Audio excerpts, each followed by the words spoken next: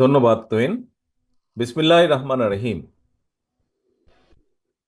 খুলনা মহানগরীর দ্বিবার্ষিক কাউন্সিল উপলক্ষে আয়োজিত আজকের এই কাউন্সিল অনুষ্ঠানের সম্মানিত সভাপতি, মঞ্চে উপস্থিত কেন্দ্রীয় এবং খুলনা বিভাগীয়, খুলনা মহানগরী এবং খুলনা জেলার সম্মানিত নেতৃবৃন্দ, আমার সামনে উপস্থিত খুলনা মহানগরীর 505 জন কাউন্সিলর বৃন্দ, উপস্থিত খুলনা মহানগরী খুলনা জেলা বিএনপির সহ অঙ্গ সহযোগী সংগঠনের সকল উপস্থিত প্রিয় সহকর্মীবৃন্দ, আসসালাম আলাইকুম।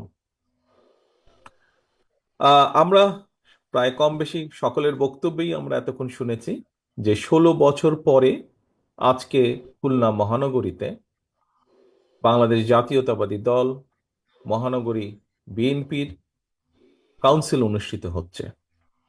এই কাউন্সিল উপলক্ষে আপনাদের সকলকে আমি জানাই, এই কাউন্সিলের সাথে যারা বিভিন্নভাবে সম্পৃক্ত আছেন, বিভিন্ন উপকমিটি থেকে শুরু করে আহ্বায়ক কমিটির সদস্য, বিভিন্ন ওয়ার্ড, থানার সকল নেতৃবৃন্দ যারা এই কাউন্সিলকে এই মুহূর্ত পর্যন্ত নিয়ে আসতে অক্লান্ত পরিশ্রম করেছেন, তাদের সকলকে জানাই আন্তরিক শুভেচ্ছা।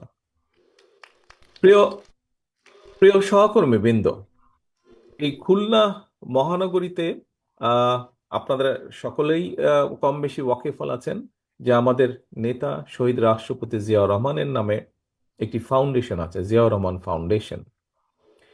এই ফাউন্ডেশনের প্রথম যেই কর্মসূচিটি ছিল একটি হেলথ ক্যাম্প, সেই প্রথম কর্মসূচিটি আমরা শুরু করেছিলাম, অর্থাৎ সেই কর্মসূচির মাধ্যমে জিয়াউর রহমান ফাউন্ডেশনের যাত্রা শুরু হয়েছিল এবং সেটা এই খুলনা মহানগরের মাটি থেকে শুরু হয়েছিল। আজকে আবার বহু বছর পরে আজকে আবার বহু বছর পরে আরেকটি গুরুত্বপূর্ণ অনুষ্ঠানে, দলের একটি অত্যন্ত গুরুত্বপূর্ণ অনুষ্ঠানে আপনাদের সামনে আমি উপস্থিত হতে পেরেছি। আল্লাহর কাছে অশেষ শুক্রিয়া। প্রিয় সহকর্মীবৃন্দ, আমরা আজকে এখানে উপস্থিত হয়েছি বা একত্রিত হয়েছি কাউন্সিল উপলক্ষে। এখানে 3টি পদে আহ, নির্বাচন হবে। 3টি পদে আহ, একটি সভাপতি পদ, একটি সাধারণ সম্পাদক পদ এবং সহ সাংগঠনিক সম্পাদক পদ 3টি। সাংগঠনিক সম্পাদক পদ সাংগঠনিক সম্পাদক পদ এখানে খুব সম্ভব 6 জন ব্যক্তি আছেন যারা ইলেকশন করবেন। আমাদের সাধারণ সম্পাদক পদে 3 জন আছেন, সভাপতি পদে 3 জন আছেন। এতগুলা মানুষের মাঝে নির্বাচন অনুষ্ঠিত হবে। কাউন্সিলর বৃন্দ সেখান থেকে সিদ্ধান্ত নেবেন যে অধিকাংশ কাউন্সিলর বৃন্দ আগামী সাংগঠনিক মেয়াদ পর্যন্ত কাদেরকে খুলনা মহানগরীতে দল পরিচালনার দায়িত্ব দেবে। অর্থাৎ আগামী দিন দলের লক্ষ্য উদ্দেশ্য, নীতি আদর্শ খুলনা মহানগরীর প্রান্তিক জনগোষ্ঠীর কাছে পৌঁছে দেবে, নিয়ে যাবে। আগামী সাংগঠনিক মেয়াদ পর্যন্ত খুলনা মহানগরীকে দলের যে ভিত্তি, এই ভিত্তিকে মজবুতভাবে, আরো মজবুতভাবে গড়ে তুলতে সক্ষম হবেন। কাউন্সিলর বৃন্দ সেই সিদ্ধান্ত নেবেন আজকে, সেই সিদ্ধান্ত দেবেন আজকে। কিসের মাধ্যমে দেবেন? তাদের ভোটের মাধ্যমে কাউন্সিলর বৃন্দ দিবেন। প্রিয় সহকর্মী বৃন্দ, কিছুক্ষণ আগে একজন বক্তা বলেছেন যে এটি এটি আমার আইডিয়া বা আমার আহ, এটি আইডিয়া এটি। দেখুন, এখানে একটি কথা আমি পরিষ্কারভাবে উল্লেখ করতে চাই। এই যে ভোট প্রয়োগের মাধ্যমে, ভোট গ্রহণের মাধ্যমে, কাউন্সিলরদের মাধ্যমে দলের দলকে পুনর্গঠন করা, সাংগঠনিক ভিত্তিকে গড়ে তোলা, এটি আমার কোনো আইডিয়া না। এটি আমাদের দলের যে গঠনতন্ত্র আছে, সেই গঠনতন্ত্রের ভেতরে এটি উল্লেখ করে দেওয়া আছে। এটি বলে দেওয়া আছে কিভাবে আমরা দলকে একদম তৃণমূল থেকে কেন্দ্র পর্যন্ত গড়ে তুলব। এটি দলের নিয়ম। এভাবেই গণতন্ত্রের ভিত্তি রচিত হয়। এভাবেই কোনো সংগঠনের মধ্যে, কোনো দলের মধ্যে, এমনকি দেশের ভেতরে গণতন্ত্রের ভিত্তি এভাবেই রচিত হয়। আমরা আমি ব্যক্তিগতভাবে একজন রাজনৈতিক কর্মী হিসেবে বিশ্বাস করি, আমরা যদি এই প্রক্রিয়ার মাধ্যমে, হতে পারে বিভিন্ন প্রতিবন্ধকতার কারণে আমরা একদম যেভাবে চাই হয়তো সেভাবে আমরা সবসময় করে উঠতে পারি না, কিন্তু তারপরেও যদি আমরা প্র্যাকটিসটাকে, এই প্রসেসটাকে যদি প্র্যাকটিসের মধ্যে রাখি আমরা, তাহলে আমি একজন রাজনৈতিক কর্মী হিসেবে দৃঢ়ভাবে বিশ্বাস করি যে একটি সময় পরে গিয়ে অবশ্যই একদম গণতান্ত্রিকভাবে বলতে আমরা কম বেশি যা বুঝি সেরকম একটি পরিস্থিতিতে গিয়ে আমরা হাজির হব। ঠিক, প্রিয় সহকর্মীবৃন্দ, আমরা যখন পানি ফিল্টার করি দেখবেন যে 2 3 4 স্তরে আমরা পানিটাকে ফিল্টার করি। প্রথম বা দ্বিতীয় স্তরেই কিন্তু পানিটি পরিষ্কার হয় না বা খাওয়ার উপযুক্ত হয় না, পান করার উপযুক্ত হয় না, কয়েকটি স্তরের পরে হয়। ঠিক ডেমোক্রেসি বা গণতন্ত্র আমাদেরকে প্র্যাকটিস করতে হবে। আমরা যত এটিকে প্র্যাকটিস করব, এই প্র্যাকটিসটা যত আমরা করব, আস্তে আস্তে আস্তে গণতন্ত্রটা তত স্বচ্ছ হবে, তত জবাবদিহিমূলক হবে। প্রিয় সহকর্মীবৃন্দ, আজকে আমরা দলের ভেতরে এই গণতন্ত্র প্র্যাকটিস করছি, দলকে গণতান্ত্রিকভাবে গড়ে তোলার আমরা চেষ্টা করছি। কিন্তু এই যে বাংলাদেশ, যেই বাংলাদেশে মানুষের গণতান্ত্রিক অধিকার, কথা বলার অধিকার, রাজনৈতিক অধিকার, অর্থনৈতিক অধিকার প্রতিষ্ঠার জন্য আমাদের শত হাজারো নেতাকর্মী গুম হয়েছে, খুন হয়েছে, আমাদের লক্ষ লক্ষ নেতাকর্মী বিভিন্নভাবে এখানে উপস্থিত আপনারা যারা আছেন কম বেশি প্রত্যেকটা মানুষ বিভিন্নভাবে নির্যাতিত হয়েছেন, মিথ্যে মামলা, গায়েবী মামলার আপনাদেরকে হাজির দিতে হয়েছে, এখনো অনেককে হাজির দিতে হচ্ছে, প্রায় প্রতিনিয়ত কোর্টে হাজির দিতে হচ্ছে। কেন? সেই একটি কারণ, দেশের মানুষের গণতান্ত্রিক অধিকার প্রতিষ্ঠিত করার জন্য। এখন বলতে পারেন যে দেশের মানুষের গণতান্ত্রিক অধিকার প্রতিষ্ঠিত করলে কি হবে? দলের ভিতরে গণতান্ত্রিক অধিকার প্রতিষ্ঠিত করলে দলের ভিত্তি যেমন শক্তিশালী হবে, দল পরিচালনার দায়িত্ব যেরকম ধীরে ধীরে সঠিক ব্যক্তিদের কাছে ফিরে যাবে, যারা দলকে নেতৃত্ব দিলে দল সুন্দরভাবে এগিয়ে যেতে পারবে, ঠিক একইভাবে দেশের ভেতরে যদি আমরা গণতান্ত্রিক প্র্যাকটিস করি, গণতন্ত্রের প্র্যাকটিস করি, ভোটের প্র্যাকটিস করি, ভোটের মাধ্যমে নির্বাচিত করি সেই প্রতিনিধিদেরকে যারা জনগণের কথা বলবে, যারা জনগণের সমস্যার কথা বলবে, যারা দেশের সমস্যার কথা বলবে। অনেকে বলতে পারেন যে, বা অনেকে বলেন, বা অতীতেও আমরা দেখেছি যে অনেকে দেখেছি আমরা যে সবসময় নির্বাচন হলেই যে ভালো মানুষ আসে তা না। কথাটি সঠিক আবার সঠিকও নয়। কিভাবে সঠিক নয়? একটু আগে যেই কথাটি বলেছি, আমরা যত বেশি গণতন্ত্র প্র্যাকটিস করব, যত বেশি ভোটের প্রক্রিয়াটি আমরা প্র্যাকটিস করব, তত ধীরে ধীরে ভালো মানুষগুলো, যেই মানুষগুলোকে সমাজ চায়, যেই মানুষগুলোকে সমাজের প্রয়োজন, দেশের প্রয়োজন, যে মানুষগুলোকে প্রয়োজন সার্বিকভাবে, বৃহৎ জনগোষ্ঠীর প্রয়োজন, সেই মানুষগুলো পর্যায়ক্রমিকভাবে সামনে চলে আসতে সক্ষম হবেন। কারণ যাদের যোগ্যতা আছে, যারা সৎ ব্যক্তি, যারা সঠিক নেতৃত্ব দেওয়ার ক্ষমতা রাখে, সেই মানুষগুলো যখন দেখবেন যে হ্যাঁ একটি প্রক্রিয়া শুরু হয়েছে, যেই প্রক্রিয়ার মাধ্যমে, যেই প্রক্রিয়ার মাধ্যমে আমরা যারা সঠিক কাজ করতে চাই, যারা সঠিক কথা বলতে চাই, সঠিকভাবে চলতে চাই, সেই মানুষগুলোর সুযোগ তৈরি হচ্ছে।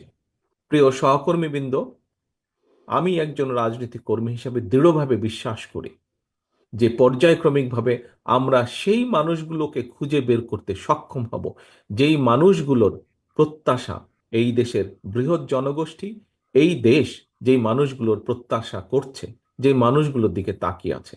কাজেই আমাদেরকে যে কোনো মূল্যে, যে কোনো মূল্যে একটি রাজনৈতিক দল হিসেবে, বিশেষ করে গণতন্ত্রের সপক্ষের শক্তি হিসেবে বাংলাদেশ জাতীয়তাবাদী দল আপনাদের সকলকে, আপনারা যারা এখানে শহীদ জিয়ার কর্মী, এখানে যারা দেশনেত্রী খালেদা জিয়ার সৈনিক, আপনাদের সকলকে, আমাদের সকলকে চেষ্টা করতে হবে, অব্যাহতভাবে আমাদেরকে চেষ্টা করতে হবে যে কোনো মূল্যে বাংলাদেশে গণতন্ত্র যাতে ফিরে আসে, যে কোনো মূল্যে বাংলাদেশের মানুষের ভোটের অধিকার যাতে প্রতিষ্ঠিত হয়। আমরা যদি ভোটের অধিকারকে প্রতিষ্ঠিত করতে পারি বাংলাদেশের মানুষের, তাহলেই আমরা বাংলাদেশকে যেই সর্বনাশের, সর্বনাশের যেই খাদ, যেই খাদের কিনারায় বাংলাদেশ চলে গেছে সেখান থেকে ধীরে ধীরে আমরা উঠিয়ে আনতে সক্ষম হব। প্রিয় সহকর্মীবৃন্দ, আমরা একটু আগে আমি এখানে আপনাদের সাথে যোগ দিয়েছি প্রায় ঘন্টাখানেক আগে, তার আগে থেকেও আপনাদের এই অনুষ্ঠান, আমাদের এই সম্মেলন অনুষ্ঠান শুরু হয়েছে। সেই অনুষ্ঠানে আমরা বিভিন্ন বক্তার বক্তব্য শুনেছি। অতীতে কি হয়েছে আমরা দেখেছি, কিভাবে বাংলাদেশের গণতন্ত্র ধ্বংস হয়েছে, কিভাবে মানুষের উপরে অত্যাচার নির্যাতন হয়েছে আমরা শুনেছি। এবং শুধু যে আমরা শুনেছি তা না, একটু আগেই আমি বলেছি এখানে আপনারা যারা আজকে উপস্থিত আছেন কাউন্সিলর হিসাবেই উপস্থিত থাকুন, অথবা কাউন্সিলর না হলেও বিএনপি সহ বিএনপির বিভিন্ন অঙ্গ সহযোগী সংগঠনের বিভিন্ন পর্যায়ের নেতাকর্মী যারা আপনারা উপস্থিত আছেন, এমনকি এখানে সাধারণ মানুষ অনেক উপস্থিত আছেন। প্রত্যেকে আমরা দেখেছি কিছুদিন আগেও কিভাবে অত্যাচার নির্যাতন হয়েছে।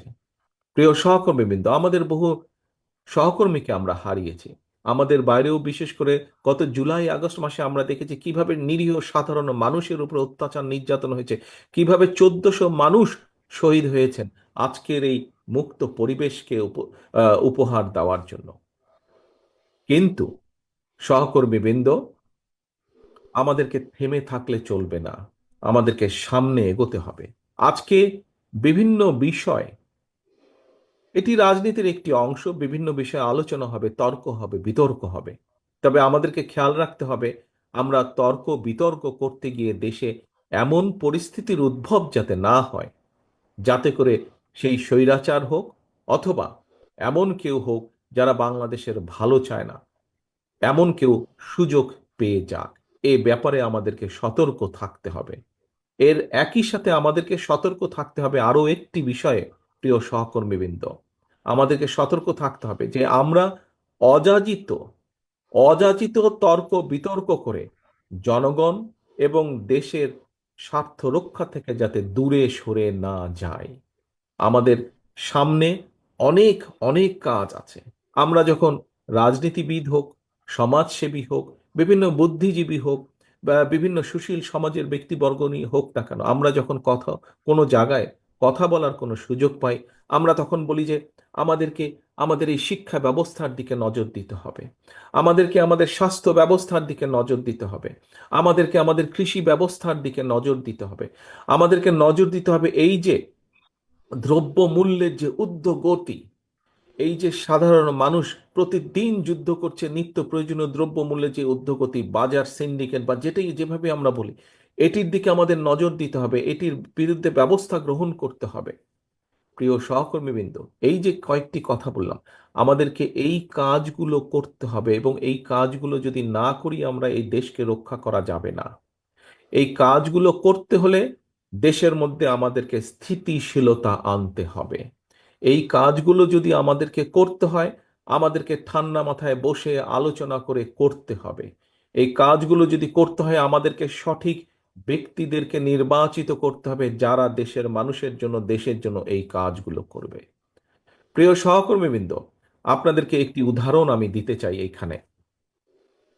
আমি বাস করছি, বর্তমানে বাধ্য হয়ে গত 15-16 বছর ধরে আমি যুক্তরাজ্যে আছি, প্রবাস জীবনে আছি আমি।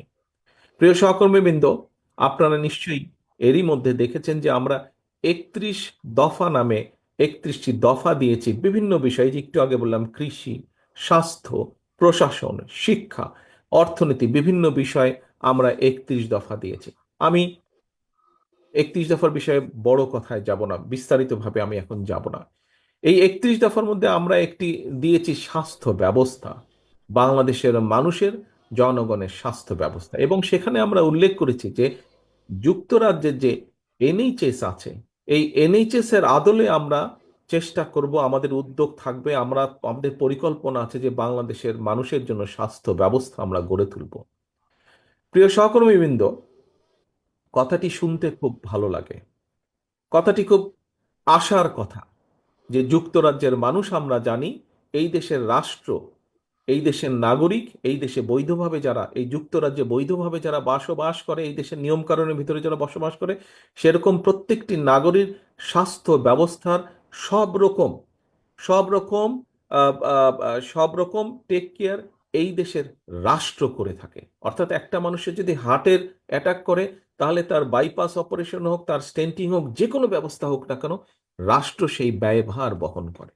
আমরা চাই বাংলাদেশের মানুষকে বাংলাদেশের মানুষের জন্য এইরকম একটি স্বাস্থ্য ব্যবস্থা গড়ে তুলি। প্রিয় সহকর্মীবৃন্দ, এই যে এনএইচএস, এই যে স্বাস্থ্য ব্যবস্থা, এই কাজটি যুক্তরাজ্যে, এই দেশে শুরু হয়েছিল 1948 সালে। অর্থাৎ আজকে থেকে 77 বছর আগে তারা এই এনএইচএস করেছে, এবং 77 বছর সময় লেগেছে, কম বেশি 50 বছরেরও বেশি সময় লেগেছে আজকের এই অবস্থায় আসার জন্য। প্রিয় সহকর্মীবৃন্দ, আপনাদের সামনে যে কথাটি আমি বলতে চাইছি, শুধু স্বাস্থ্য ব্যবস্থা নয়, স্বাস্থ্য বলুন, কৃষি বলুন, শিক্ষা বলুন, ইন্ডাস্ট্রি বলুন, যাই বলি না কেন, আমাদেরকে এই স্বৈরাচার যে জায়গায় রেখে গিয়েছে, দেশনেত্রী খালেদা জিয়া একটি কথা বলেছিলেন যে এই স্বৈরাচার ধ্বংস করে দিয়ে দেশ থেকে পালিয়ে যাবে। আজ বহু বছর আগে দেশনেত্রী সেই কথাটি বলেছেন, আজ পরতে পরতে সেই কথাটি সত্য হয়েছে যে স্বৈরাচার লুটপাট করে, এই যেই স্বৈরাচার পালিয়ে গেছে লুটপাট করে এই দেশকে ধ্বংস করে দিয়ে তারা পালিয়ে গেছে। এই দেশে রয়ে গিয়েছে আমরা, এই দেশের মানুষ, সাধারণ মানুষ এই দেশে রয়ে গিয়েছে।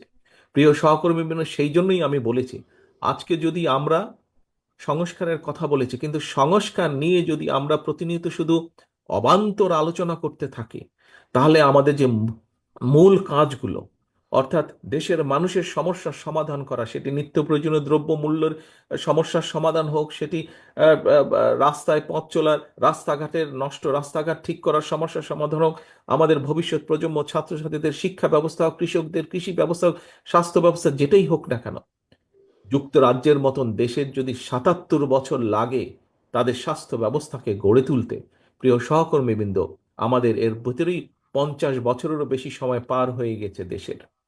আমরা কিছু কিছু ক্ষেত্রে হয়তো কিছু কিছু সফলতা বা সফলতার দ্বার প্রান্তে গিয়ে পৌঁছেছি আমরা, কিন্তু এখনো সম্পূর্ণভাবে সফল হতে পারিনি। অনেক কাজ সামনে বাকি আছে সহকর্মীবৃন্দ, এবং এই যে কাজগুলো বাকি আছে, এই কাজগুলো আমাদেরকে করতে হবে। এই দেশকে যদি আমাদেরকে গড়ে তুলতে হয়, এই রাষ্ট্র ব্যবস্থাকে যদি পুনর্গঠন করতে হয়, এই কাজগুলো করতে হবে। আজকে আপনারা এখানে যারা হাজির হয়েছেন, আপনারা প্রত্যেকে দেশনেত্রী বেগম খালেদা জিয়ার সৈনিক, আপনারা শহীদ রাষ্ট্রপতি জিয়াউর রহমানের কর্মী। আপনারা, প্রিয় সহকর্মীবৃন্দ, দেশের মানুষ, দেশের অধিকাংশ মানুষ আজ আপনাদের দিকে তাকিয়ে আছে। যে অধিকাংশ মানুষ এখন পর্যন্ত মনে করে যে দেশে যদি একটি সঠিক নির্বাচন হয়, সুষ্ঠু নির্বাচন হয়, ইনশাল্লাহ আল্লাহর রহমতে বিএনপি সরকার পরিচালনার দায়িত্ব পাবে। কিন্তু কিন্তু সহকর্মীবৃন্দ, শুধু এই আশা নিয়ে বসে থাকলে চলবে না। সেই জন্য আমাদেরকে নিজেদেরকে তৈরি করতে হবে, প্রত্যেকটি নেতাকর্মীকে সেই জন্য তৈরি হতে হবে। আমাদের কথাবার্তা, কাজকর্ম সবকিছুতে সেটির প্রতিফলন প্রতিফলন থাকতে হবে। আমাদের দেশের মানুষ আমাদের কাছে যেই প্রত্যাশা করে, সেই প্রত্যাশা অনুযায়ী নিজেদেরকে আমাদেরকে গড়ে তুলতে হবে। আমাদের কথাগুলো পৌঁছে দিতে হবে, আমাদের কাজগুলোকে সেভাবে করতে হবে। আজকে এখানে আমরা সম্মেলন উপলক্ষে একত্রিত হয়েছি, কিন্তু শুধু সম্মেলন উপলক্ষে একত্রিত হয়ে সম্মেলনকে যেরকম আমরা সফল করেছি আজকে, বা সফল করার দ্বার প্রান্তে আমরা এসে হাজির হয়েছি, ঠিক একইভাবে আল্লাহ রহমতের দেশের মানুষ আমাদেরকে দায়িত্ব দিলে সেই দায়িত্ব যাতে আমরা সফলভাবে পালন করতে পারি, তার জন্য আজকে প্রতিশ্রুতিবদ্ধ হতে হবে। প্রিয় সহকর্মীবৃন্দ, আজকের এই সম্মেলনে আমাদেরকে সেই প্রতিশ্রুতি নিতে হবে, সেই শপথ আমাদেরকে নিতে হবে যে খুলনা মহানগরীর অন্তত যে কজন নেতা কর্মী আছেন, আপনি বিএনপি হন, আপনি যুবদল হন, ছাত্র দল হন, স্বেচ্ছাসেবক হন, কৃষক দল হন, আইনজীবী ফোরামের সদস্য হন, যেই হন না কেন, আপনি যদি শহীদ জিয়ার কর্মী হয়ে থাকেন, দেশনেত্রী খালেদা জিয়ার সৈনিক হয়ে থাকেন, আজকে আপনাকে প্রতিজ্ঞা নিতে হবে, আজকে আপনাকে শপথ নিতে হবে যে আপনার কাঁধে দায়িত্ব অর্পণ করলে, এই দেশের মানুষ আপনার কাঁধে ইনশাল্লাহ দায়িত্ব অর্পণ করলে, আপনাকে যে কোনো মূল্যে সেই দায়িত্ব আপনাকে পালন করতে হবে। নিজের ব্যক্তি স্বার্থকে জলাঞ্জলি দিয়ে হলেও আপনাকে সেই দায়িত্ব পালন করতে হবে। কারণ কারণ একটি, এই দেশের স্বাধীনতার ঘোষককে, স্বাধীনতার ঘোষক শহীদ রাষ্ট্রপতি জিয়াউর রহমান, অর্থাৎ এই দলের যে প্রতিষ্ঠাতা, এই দেশে বহুদলীয় গণতন্ত্রের প্রবর্তককে শহীদ রাষ্ট্রপতি জিয়াউর রহমান, এই দেশে সংসদীয় গণতন্ত্রের পুনরুদ্ধার কে করেছিলেন? দেশনেত্রী খালেদা জিয়া। এই দেশের নারীদের শিক্ষা ব্যবস্থা কে করেছিলেন? দেশনেত্রী খালেদা জিয়া। কাজেই প্রিয় সহকর্মীবৃন্দ, সেই খাল কাটা যদি আবার শুরু করতে হয়, সেই নারীদের শিক্ষা ব্যবস্থাকে যদি আরো এগিয়ে নিয়ে যেতে হয়, দেশের মানুষের দ্বার প্রান্তে যদি স্বাস্থ্য ব্যবস্থাকে পৌঁছে দিতে হয়, অতীতের কাজগুলো দেখেই আমাদের হয়তো অনেক সীমাবদ্ধতা ছিল, আমরা অনেক কিছু করতে চেয়েও হয়তো অনেক কিছু করতে পারিনি। কিন্তু আমি বিশ্বাস করি, আমরা যদি আমাদের সীমাবদ্ধতার কথাগুলো জনগণের কাছে সঠিকভাবে তুলে ধরতে সক্ষম হই, নিশ্চয়ই ইনশাল্লাহ জনগণ আমাদেরকে আবার সুযোগ দিবে। এবং এইবার সুযোগ দিলে আমরা যেই সীমাবদ্ধতার কারণে যে কাজগুলো বিগত আগে করতে পারিনি, সেই কাজগুলো আমাদেরকে এবার সমাপ্ত করতে হবে, অন্তত শুরু আমাদেরকে করতে হবে সেই কাজগুলো। প্রিয় সহকর্মীবৃন্দ, সময় হয়ে গেছে জোহরের আজানের সময়, নামাজের সময় হয়ে গেছে, আমাদের দ্বিতীয় অধিবেশনের সময় হয়ে গেছে। আসুন আজকে আমরা প্রতিজ্ঞাবদ্ধ হই, আমরা শপথ গ্রহণ করি। যেভাবে আমরা সফলভাবে আজকে খুলনা মহানগরীর সম্মেলনে অনুষ্ঠান আয়োজন করেছি, সম্মেলনকে সফল করছি, একইভাবে আগামী দিনে যখন ইনশাল্লাহ বাংলাদেশের মানুষের রায় নিয়ে আল্লাহর রহমতে আমরা দেশ পরিচালনার সুযোগ পেলে, সারা বাংলাদেশের শহীদ জিয়া, দেশনেত্রী খালেদা জিয়ার যত সৈনিক আছে, আমাদের মূল লক্ষ্য থাকবে, মূল লক্ষ্য থাকবে এই দেশের জনগণ এবং এই দেশ বাংলাদেশ, এই দেশের জনগণের অবস্থার পরিবর্তন করা, বাংলাদেশের অবস্থার পরিবর্তন করা, বাংলাদেশের মানুষের প্রত্যাশা অনুযায়ী বাংলাদেশকে গড়ে তোলা, বাংলাদেশের প্রত্যাশা অনুযায়ী বাংলাদেশকে সামনে নিয়ে যাওয়া। এই হোক আজকে আমাদের এই সম্মেলনের প্রত্যাশা, এই হোক আমাদের এই সম্মেলনের প্রতিজ্ঞা, আমাদের আজকের এই সম্মেলনের শপথ। সকলকে আন্তরিকভাবে ধন্যবাদ জানিয়ে এবং একই সাথে আবারও এই সম্মেলনের সফলতা কামনা করে এবং এই সম্মেলনকে সফল করার জন্য যারা যারা অক্লান্ত পরিশ্রম করেছেন, আমার সেই প্রতিটি সহকর্মীকে আন্তরিকভাবে শুভেচ্ছা জানিয়ে আমার বক্তব্য শেষ করছি। আল্লাহ হাফেজ। বাংলাদেশ জিন্দাবাদ, বাংলাদেশ জাতীয়তাবাদী দল জিন্দাবাদ। ধন্যবাদ মাননীয় চেয়ারম্যান, আপনার বক্তব্য এবং আপনার দিক নির্দেশনা নিয়ে আমরা চলবো। সবাই শিখি বলেন সকলে ইনশাল্লাহ। জোরে বলেন ইনশাল্লাহ, ইনশাল্লাহ, ইনশাল্লাহ।